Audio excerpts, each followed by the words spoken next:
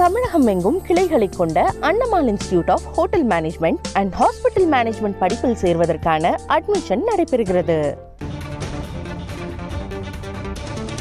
அண்மை செய்தியை பார்க்கிறோம். டெல்லியில் கடும் வெப்பநிலை நிலவிய நிலையில் இன்று புழுதி புயல் வீசியிருக்கிறது. இதனால் மக்கள் அவதிப்பட்டிருக்கிறார்கள். டெல்லியில் இன்று வானம் மேகமூட்டத்துடன் காணப்பட்ட நிலையில் புழுதி புயல் ஏற்பட்டிருக்கிறது என்ற அண்மை செய்தியை பார்க்கிறோம். கூடுதல் விவரங்களை வழங்குவதற்காக டெல்லியிலிருந்து மூத்த செய்தியாளர் கணபதி இணைந்திருக்கிறார். அவரிடம் பேசலாம். கணபதி, டெல்லியின் எந்த பகுதியில் புழுதி புயல் ஏற்பட்டது? என்ன சேதாரங்கள்?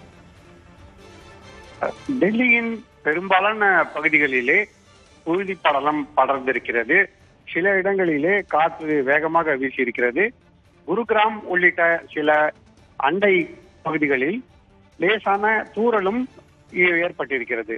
இதன் காரணமாக கடந்த ஒரு வாரமாக நிலவி வந்த கடுமையான வெப்பம் ஓரளவுக்கு தணிந்திருக்கிறது. ஆனால் இந்த புழுதி புயல் மற்றும் தூசி படலத்தின் காரணமாக மூச்சு திணறல் போன்ற பிரச்சனைகள் பொதுமக்களுக்கு ஏற்படுகின்றன.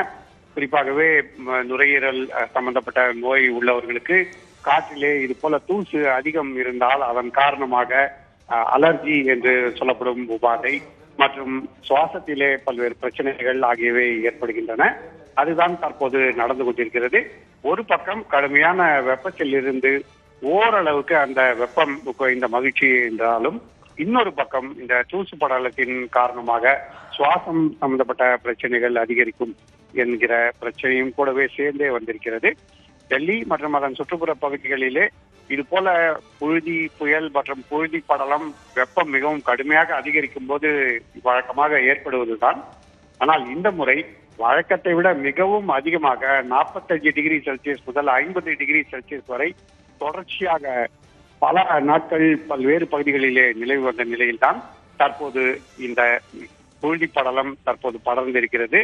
இதன் காரணமாக ஓரளவுக்கு மழை அல்லது லேசாக அங்காங்கே புழுதி புயல் ஏற்படலாம் என கருதப்படுகிறது.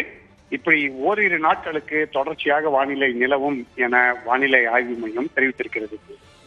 விவரங்களை வழங்கியதற்கு நன்றி கணபதி. தமிழகம் எங்கும் கிளைகளை கொண்ட Annamal institute of hotel management and hospital management படிப்பில் சேர்வதற்கான அட்மிஷன் நடைபெறுகிறது.